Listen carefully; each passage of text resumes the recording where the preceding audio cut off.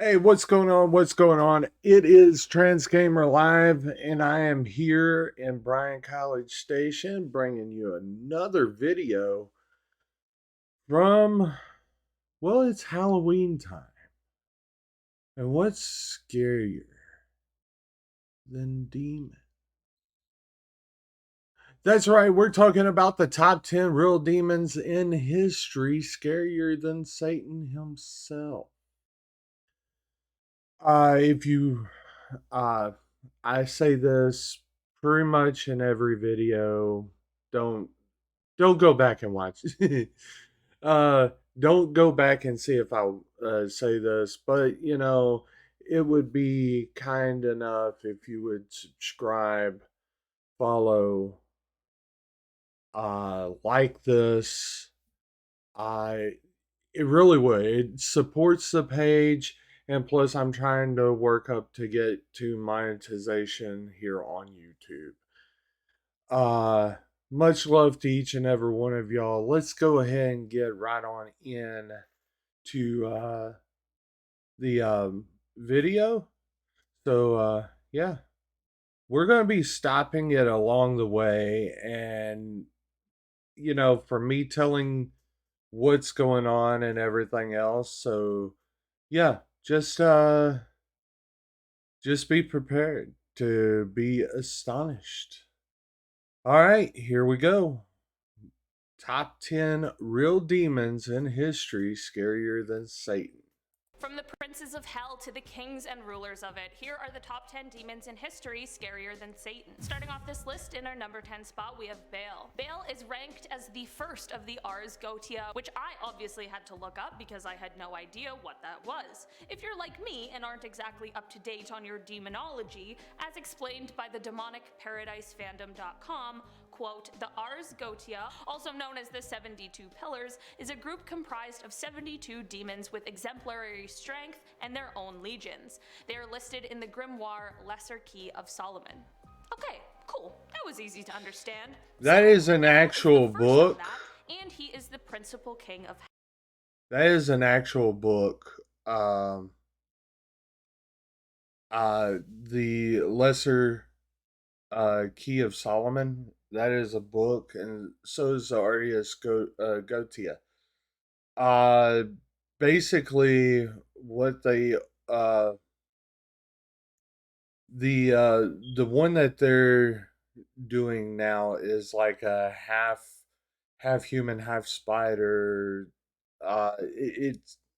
It's a real demon, and yeah, um,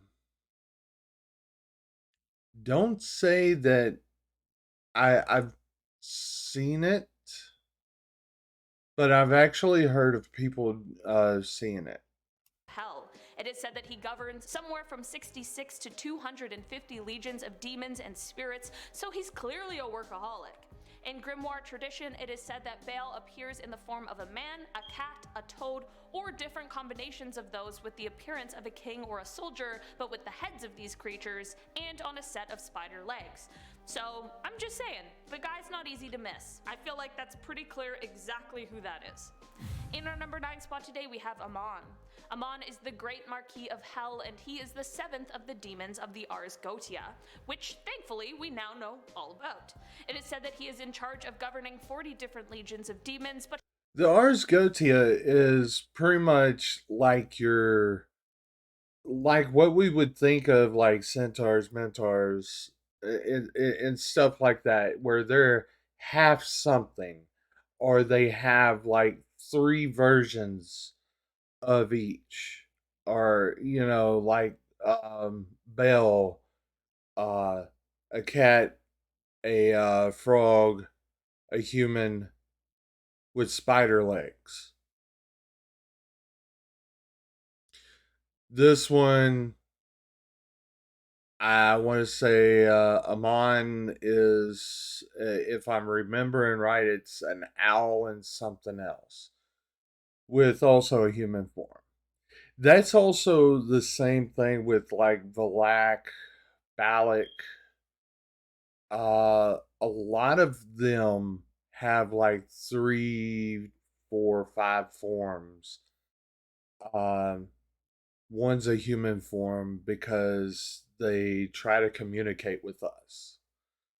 And the others are, you know, what it is. Um, by the way, sorry about the darkness. We are actually in the middle of a thunderstorm right now, so here we go. But his favorite thing to do with humans is making them fall in love with each other. He is also known to settle debates, and you might be sitting there thinking that this guy actually sounds pretty cool and nice, but despite these cool, nice things he enjoys, he is anything but nice. Just like he can make people fall in love, he can do the exact opposite as well. He can cause people to turn against each other and can even will someone to harm the innocent, which is terrifying. To make that thought slightly less horrifying, it is said he doesn't usually do this for no reason, and usually only does this when attacked or if someone is standing in his way of completing a mission. Still not good, but I suppose that's better than just random acts of violence. It is said that Amon appears as a wolf with a snake's tail and that he possesses the ability to breathe fire. Or he will appear as a man with dog teeth who is inside of a raven. I don't know, ask him about that one. Kind of sounds like an anime character right there. Not me. In our number 8 spot today we have Asmodeus. Asmodeus is the king of demons and earthly spirits and is often referred to as one of the 7 princes of hell. He also represents one of the 7 deadly sins, lust. Before becoming a demon in his former life, he was an angel who was known as Asmodel, the angel of April and patience who rules the zodiac sign Taurus. But of course we are here to talk about his demon form, which is said to appear as either a ruthless, brutal monster or as a kind of mischievous demon that is playful and quick thinking. Honestly, I'm not sure which form would be worse to encounter. The monster would be scary, but a little annoying demon would be so... Everybody knows the book or the movie Death Note, right? This is the demon that does it. frustrating. For the most terrifying exit I've ever heard of, it is said that Asmodeus will cut himself into pieces and immediately after disappear. In our number 7 spot today we have Leviathan. Leviathan isn't fully a demon, but he is even a step above as he is a primordial... Now, I will say it like this, and of course this has got commercials. But Leviathan, there's 3 creatures, 3 mythical creatures. One that is supposed to be in heaven, that is a guardian over heaven. One that is supposed to be on earth, that's a guardian on earth. And then one that's in hell. And that's one that we're talking about is the Leviathan. Welcome to the stream. And by the way, this is what I use, Streamlabs. So, yeah. Because when we go live, it matters. It defines culture. We're not just changing the game. We're building a whole beast of darkness and chaos, and he is one of the 7 princes of hell, as well as its gatekeeper. He also represents one of the deadly sins, envy. The entrance to hell is actually said to be Leviathan's mouth. The Leviathan mouth is the entrance to hell. That is based in religion. I mean, it's one thing to gatekeep books, but it's another thing to say, okay, yeah, Leviathan, yeah, that's the only way you're getting into hell is by getting eat by a Leviathan. Mouth known as the Hellmouth. The exact origins of Leviathan aren't exactly clear, but in the end it is agreed that he fell from God's grace and became the beast of the chaotic oceans that cannot be tamed by man or beast. So Leviathan is the beast of the oceans, Behemoth is the beast of the earth, and Ziz is the beast of the air. There we After the go. war in heaven, these 3 beasts all turned on each other and then threw all of what they govern and those who live in it into absolute That's the madness. actual pictures This of it. forced God to step in and separate these 3 beasts so that they didn't completely destroy the earth. It is said that if anyone tries to escape the inferno of hell, Leviathan will devour them and suck them inside of his stomach. Here they will remain forever to be burned in the flames of the body. In our number 6 spot today we have Mammon. Mammon is another one of those fallen angels turned demon and is often associated with the sin of greed. Because of this, Mammon is the noble demon lord of cupidity, richness, abundance, prosperity, wealth, and injustice. It is said that even during his time in heaven, he spent more time looking at the golden roads rather than God himself, because Now, you know, in our culture nowadays, we look up to rich people. We look up to people that's well off with envy, with um if they're a woman and a guy's looking upon a woman probably with lust. Same way with the like a female versus, let's say, Mark Cuban or something like that. They may look up on them with lust, uh, greed. Um, I mean, our our just our whole society. It's not just American. It's Europe. It's Asia. It's all of these other ones that they look up onto this stuff and say, "Oh God, I wish I had that." And that's what leads to all of this. That's what powers these demons. And coming from the background that I have and everything else, I mean, I do it too. I do it too. There's, you know, th- everybody has their lows and highs in life, and that's basically what is happening. Okay, you get down into the lowest, and you're like, "Oh my God, I wish I had $1 million. I wish I had. What would I do with that $1 million? I'd pay off loans. I would pay off this. I'd pay off that." And in all actuality, there's greed setting in. Take it or leave it like it is. I mean, it is what it is. he was already obsessed with gold and riches. Actually, it is reported that his obsession with the gold was so serious that his fall from heaven wasn't really because he was passionate. Whenever they say, "Hey, he was obsessed with gold." I like gold from Austin Powers. About Lucifer's rebellion, he was just too focused on wealth, and this was enough for him to be cast out by Archangel Gabriel.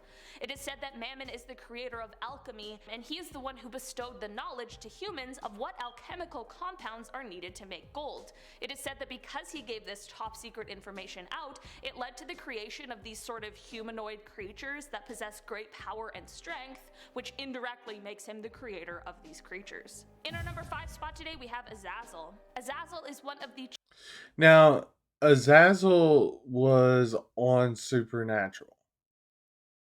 Uh, if you remember the show. And basically he was a pain.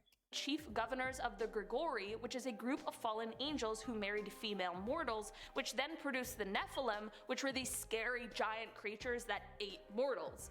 In the beginning, Azazel started. Okay, Nephilim don't eat humans. Nephilim doesn't even. I mean, they would be compared to giants, not dragons, not anything else, but giants. And basically, that's what uh they was giants, and they did not have. There was like a Ken doll down there. How do I know this? Research. Research. as an eater of sins, but the more sins he consumed, the hungrier he became, and this led to him not being satiated by the sins he was receiving. The reason he was cast from heaven is because he taught men how to make swords, knives, shields, and breastplates, which then led to humans being corrupted and thinking that they were invisible. It is said that the humans went so far that they were planning to raid heaven, and this is when God told Raphael to bind Azazel's hands and feet. Azazel was more so like the Greeks was with uh um what was that? Arius? Yeah. It was more Aries. There we go. There we go. It was more so the same with both. Okay. Azazel was more like Aries. Open up a hole in the desert and toss him in, casting him into darkness. This worked, and for a long time Azazel remained in prison. It was so bad that the jagged rocks near him tore his physical body away, and this left him as a mass of darkness covered in mouths and eyes. Later freed by Lucifer, he went on to join the demons in hell. In our number 4 spot today, we have Beelzebub. Beelzebub is a former seraph who turned into a high-ranking demon. He is one of the princes of hell and also oversees the Order of the Fly. He, Satan, and Lucifer form the triarchy of hell, which makes him one of the supreme monarchs of the underworld. As a seraphim, he was under the archangel Gabriel, but he was one of the very first angels to fall. He is often confused with Satan. Looking to hire? Okay. Beelzebub. He is depicted in several different ways. Yes, he was a seraphim up under Gabriel. Now, the Bible doesn't say that Gabriel was an archangel. We come to know it later on through scrolls and stuff like that, and apostate teaching. Okay, so um, what we get whenever we get like I'll let this play while I'm saying it. Medical staff, Uh, tech support, what we get freight is management, that you name it. uh, ZipRecruiter delivers candidates with the right skills and experience fast. Satan, and while the two names can technically be interchanged, there's no way, and I'll say it like this: there's no way that Beelzebub and Satan can be interchanged because Beelzebub was up under Gabriel. Satan or Lucifer or Samael was up under God himself. There was a thing about, well, isn't Lucifer a archangel? No. Lucifer was never an archangel. Lucifer was like a seraphim himself. Uh he was Lucifer, Satan himself was he was over God's church. God's church. He was uh like a vocalist. It's been said that the angel Lucifer had angelic had an angelic voice, and basically that's the reason why he got where he was, is because he he was like, his voice was so perfect, and that's the reason why God put him in the position of, hey, look, take care of my church, take care of, and whenever the angels come in, you sing and praise God. Well, there was a throne, and this is just lore from what I know. The reason why uh Lucifer was cast away is because in God's church there was a throne for God himself to come down and be a part of the angels and stuff like that.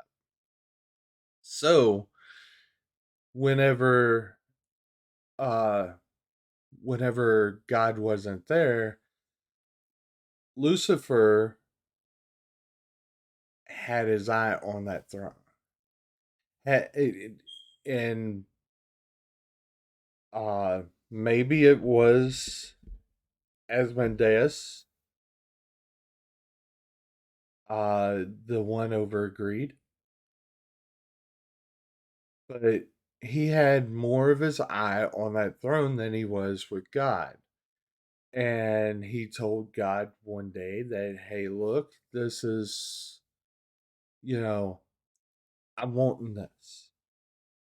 God said, you'll never have this. This is mine.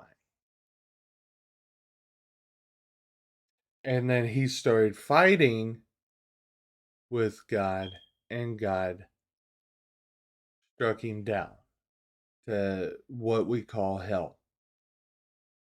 So, is there a hell? I believe there is. I mean, I truly believe. But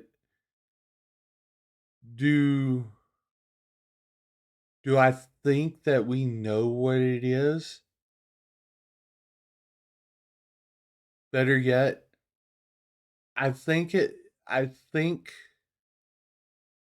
what we don't know is what we wrote. Okay,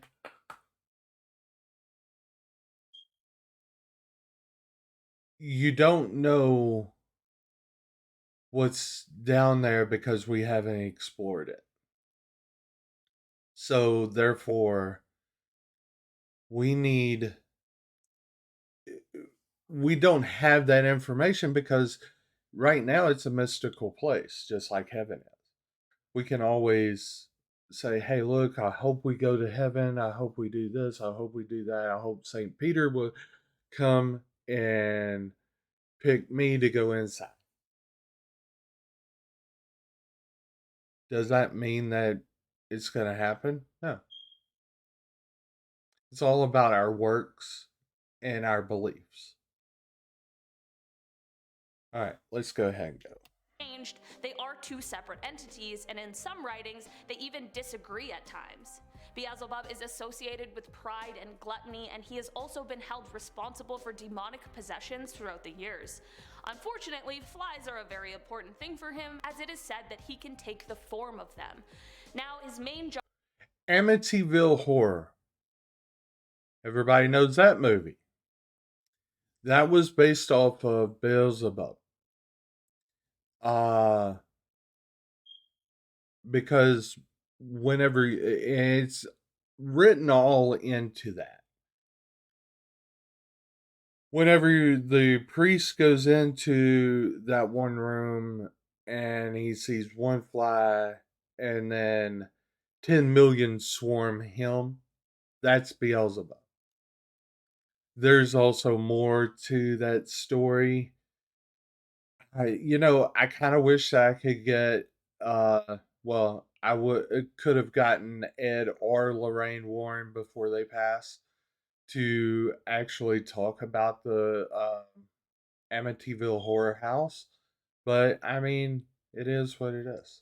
job is to rule over the fallen angels as well as all of the demons that are originally from hell. In our number 3 spot today we have Payman. Payman is the 9th pillar of the Ars Goetia, and he is a king of hell that is most obedient to Lucifer. He is normally depicted as a strong man with a face that has softer features. He wears a crown, and he is seen riding a dromedary, which is a type of one-humped camel, usually trained for riding or races. Pardon my language. Beelzebub. The kiss ass to Lucifer. That's what they should have said. Because whatever Lucifer says is yes, master, yes, master, yes, master, yes, master. All the way. I mean, literally not considered the right hand of Lucifer. I'm sorry, I'm doing this lefty, but right hand of Lucifer. But also, because here's the thing: after he was cast down, you you see the mean girls and stuff like that. That'd be like, you go and you do all you can for this girl just to get a kiss from this girl. But whenever you turn around, she's always and gawking and just don't like you, but want to control you. And that's what Lucifer does to this guy. Pianomon, yeah, royal kiss ass of Lucifer. Before him, there is often a whole group of demons and ghouls who are in the shape of mortal men, playing instruments like trumpets and cymbals, which is of course meant to give Payman a grand entrance to wherever he is on the way to. Prince Ali, obviously. He is manipulative, malicious, and honestly pretty hostile. He inflicts psychological, physical, and spiritual torment, and will even go as far as to recreate traumatic events or just give terrifying visions and nightmares. His voice is so loud and roaring that whoever invokes him has to command him to alter his speech, or else he'll continue speaking at an ear-splitting volume, and he won't be able to be heard or understood. If he's not causing you torment, it is said that he can tell you all of the mysteries of the earth, though.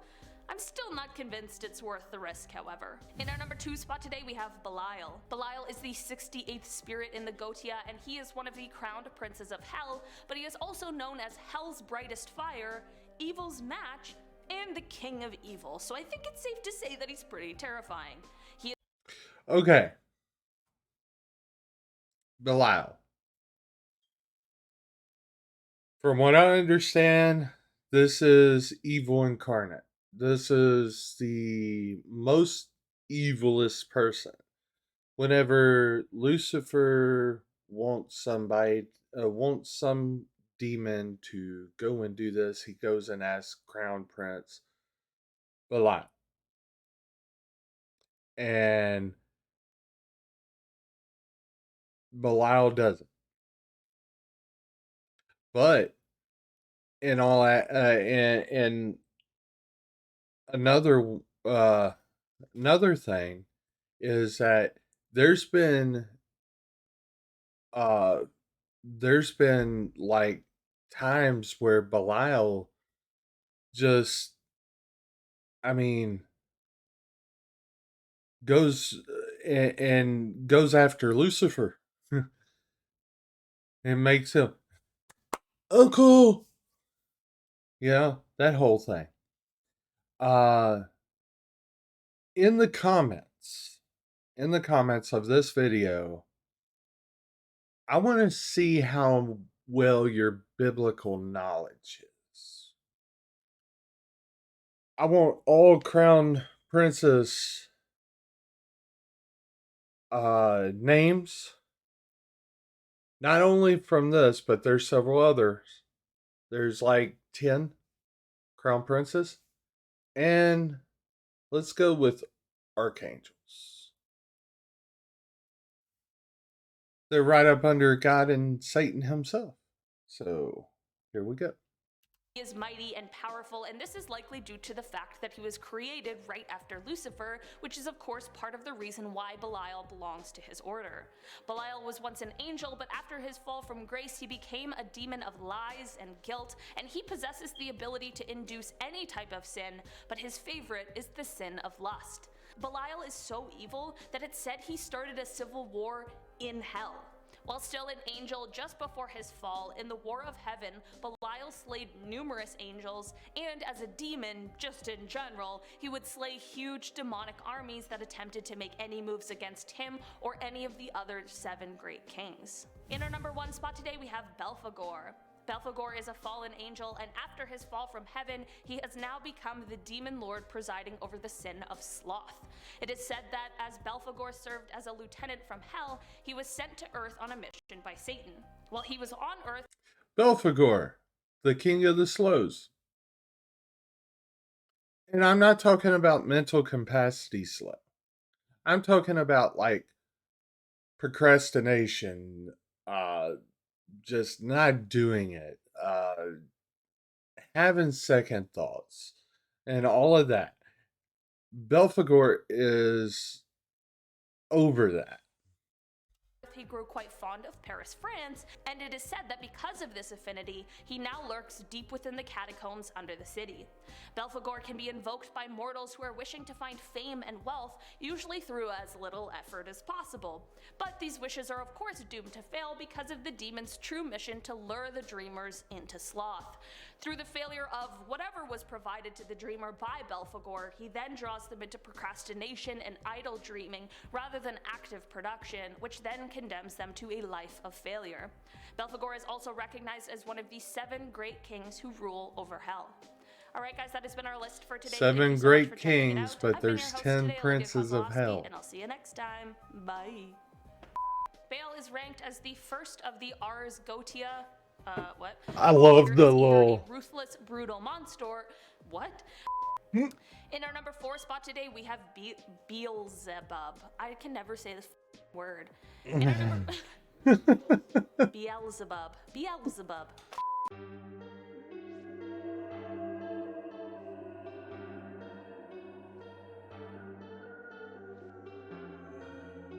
Like I was saying, guys, these are 7